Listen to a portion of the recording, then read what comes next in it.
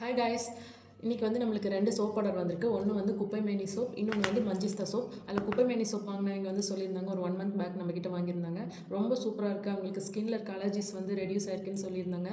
So அவங்களுக்காக ஒரு தனியாகவே ஒரு சோப் பேட்ச் செய்ய போகிறோம். ஓகே,